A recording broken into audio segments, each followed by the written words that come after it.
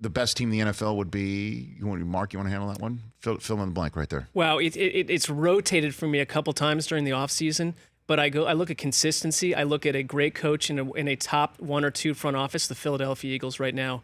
I think they're going to have, essentially a bounce back season because you dealt with injuries. You lost your quarterback for part of last year. I just don't see a lot of weaknesses on that team. I love the way they run. I think they found a way to mix analytics and player choices, team building, coaching. And if Carson Wentz goes 16 games, that's my team. I think they start about 6-0. Now, look, let's back that one up. I've got the schedule right here in front of me. Home for Washington, Sunday night at Atlanta, home for Detroit, Thursday night at Green Bay, home for the Jets at Minnesota. That's a loss. You think that's 6? It's a tall order, but if they're the best team in the NFL, I think they can, and I believe they have the Cowboys on prime time after that. And yes, I wouldn't have a problem night. seeing 2 6-0 teams clash on prime time right there. Saucy. Now, why would you say that's a loss at Minnesota, Dan? Oh, no, I was talking about the Jets. Oh, the Jets, the New Yorker, the sad New Yorker. Fantasy world. Yeah. Let's put a pin in your personal beliefs can't, for a Rich. second. How would you finish the sentence? Best team in the NFL is? Kansas City Chiefs, and I love the Eagles, and I think they have a chance to go all the way. But I just think the Chiefs are that perfect team that's set up the way it works with sports. Sometimes you get the heartbreaking loss the year before, and then you find your way over the hump. And I know their defense isn't perfect, Kansas City, but the offense can be historically great. And I find it very interesting that we all know the drama around Tyreek Hill. When they take McCole Hardman in the second round, you're assuming they're going to try to make the rookie have to have this key role in offense year one. Now they get to find a way to find that speedster, his own role at his own pace. Tyreek Hill's there. And then even the LaShawn McCoy trade, or the signing, I just find that Andy Reid is a guy that's going to be able to crank back the clock on McCoy. I think he has a role in this team. I think this team could average 34, 35 points a game potentially. And I think they'll get over the hump this season. That's why I think they're the best. And you could also throw the Cowboys out there now that Zeke is in. I think so. And that Dak appears to be on a prove-it deal for this year. And so is the coach. And defensively, they're terrific all over the place. They're fast, and they're big, and they are terrific up front on both sides of the ball. You could also make the case for the defending NFC champion Rams. Their quarterback is paid. Their running back is paid. They are great on both sides of the ball, great up front. They've got coaching, they got playmaking.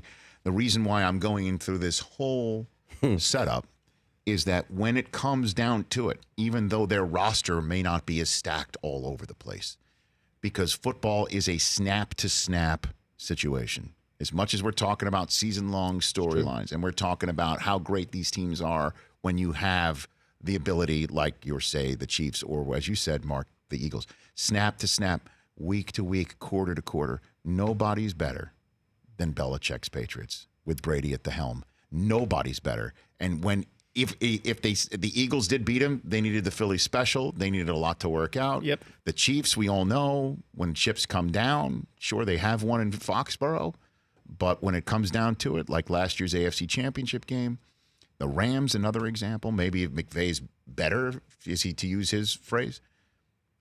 It's just tough not to go in that direction. I find no bigger sham in the NFL, the cycle of awards that come out each year, that we have to search around for a narrative-driven handout to give someone else Coach of the Year, when it has been Belichick 18 out of 20 years at this point. I mean, it was like Phil Jackson that way in the NBA when he was winning all those championships too. Let's hand it to someone who took a team, from 2-14 to 9-7. Well, by the way, you also got knocked 49-0 in the Wild Card. Belichick's just taking you to another Super Bowl. Why is he not winning that award every year? It's a huge issue to me. And people are hung up on Tom Brady's getting old. And if you look at the numbers and look at his production last year, maybe he is finally in decline. But that defense might be better than it's been in years. Brady is not going to fall off a cliff. I love Sony Michel, by the way. Sony Michel is a great young running back.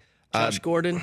It does feel 13-3 and deep run again. It does feel that way. But the reason why I took the Saints over them is that one guy who can pull out his own Philly special or look at Belichick across the way and certainly stroll up to him at midfield before the game and not blink, not bat an eye. And he's got his own 40-year-old warhorse, and he's got his own offense, and he's got his own defense.